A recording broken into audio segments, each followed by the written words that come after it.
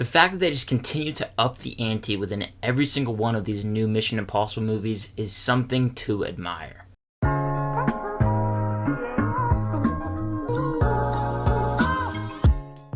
Mission Impossible Dead Reckoning Part 1 stars Tom Cruise, Hayley Atwell, Ving Rhames, Simon Pegg, and Rebecca Ferguson. And in this movie, Ethan Hunt and his IMF team must track down a dangerous weapon before it falls into the wrong hands. Now, as someone who is both a fan of this franchise and just a fan of action movies in general, I was looking forward to this movie. Tom Cruise was coming off the big success of Top Gun Maverick last year. That being my favorite movie of 2022 also did have something to do with the fact of me being excited for this movie. Because you just know by now that going into a Tom Cruise action movie that he is going to deliver a movie-going experience. And this movie definitely does deliver a satisfying movie-going experience. Like I mentioned, it just continues to up the ante in the action, in the characters. In all ways, it is another really satisfying action movie. But before we get more into my in-depth thoughts on this movie, make sure to hit that like and subscribe button if you enjoy the rest of this review, and comment down below what are your thoughts or expectations for Mission Impossible Dead Reckoning Part 1. But let's keep talking about the movie. I just want to start off by saying that there are so many sequences in this movie that are both memorable and some of the most intense sequences I've seen in a movie in a while. Up until the typical Mission Impossible movie intro that you get within each of these movies, I wasn't really vibing with the movie up until that point. There's a great sequence with a riddle, which I don't want to give too much away, but that sequence was a great way to start off the movie. Really just get you hooked early on. And then throughout you get sequences like Tom Cruise jumping off a cliff with a motorcycle, which is definitely later in the movie, but that is incredible. You have Tom Cruise and Hayley Atwell in probably the best sequence of the movie where they are dangling in a train about to fall off a cliff, which was just absolutely insane. The sequence that'll just have you clenched in your seat. I know I was holding on for dear life like I was in this situation with these characters. And then there's an awesome sequence about halfway through the movie with a car, and Tom Cruise and Hayley Atwell are attached to each other with handcuffs, and you just can't help but have such a fun time watching those sequences and admiring the craft on display, especially from Christopher McQuarrie behind the camera. He might be one of the best things that has ever happened to the Mission Impossible franchise, because what he brought with his fresh vision in Rogue Nation really reinvigorated the love for the franchise that I feel like so many of us have now. And now you get the Dead Reckoning, and he just continues to find ways with Tom Cruise and co to deliver breathtaking action set pieces. Like I briefly mentioned before, always finding ways to do something new that audiences across the world haven't seen before. And I definitely feel like that's what has to do with making it so intense. You also have stuff like the great score, sound design, specific things like that in a technical aspect that go into it. And so that makes it intense, and then you just have the insane action. All these different aspects keep you invested in the story throughout, because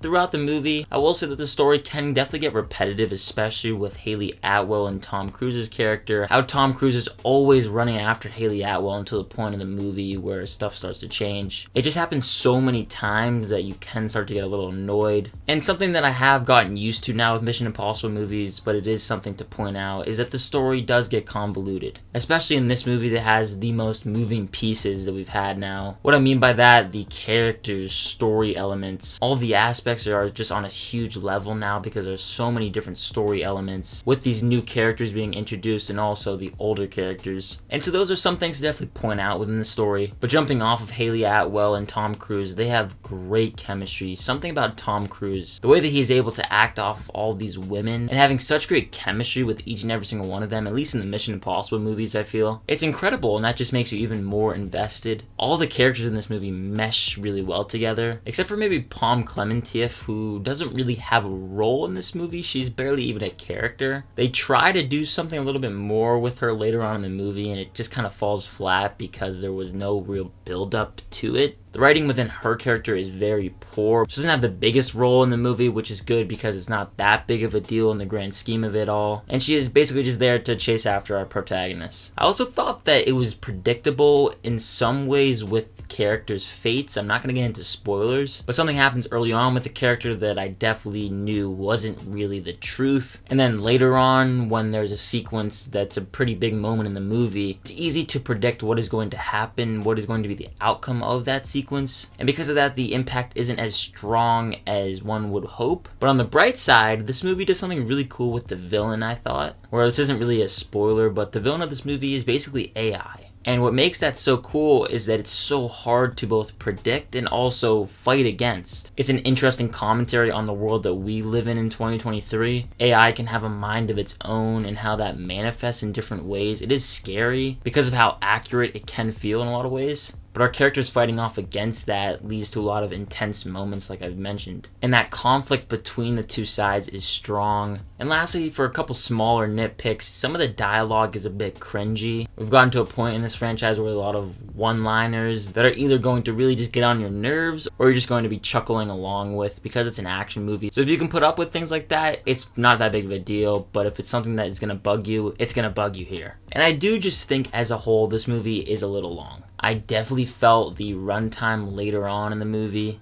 The first act and half of the second act had me really sucked in, but then there's a dwindling point until you get to the third act and the final sequences. It drags here and there, but I just know that the payoff in part 2 is going to be crazy good. And that is usually what happens in these part 1s. You get a lot of really good setup, and then the payoffs in the follow-ups or sequels, part 2s, it's going to be really strong. So I don't think that Mission Impossible Dead Reckoning Part 1 is the best of the franchise by any means, but is it still a really great action flick? Yes, it is. In a lot of ways, it gives you more than you can ask for within an action movie. You have some incredible action sequences, high levels of intensity throughout, edge-of-your-seat moments, and superb characters. The story can get convoluted, and I would say that it is fairly easy to get lost if one misses something here or there. But this is the movie that you go to see in an IMAX theater, and for that experience alone, it's worth the price of admission. I'm gonna give Mission Impossible Dead Reckoning Part 1 a B+.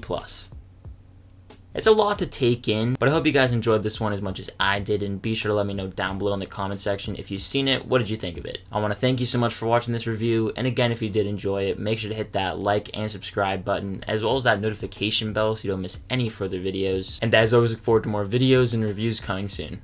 My name is Ben, people call me Meter, and I'll see you guys in the next one.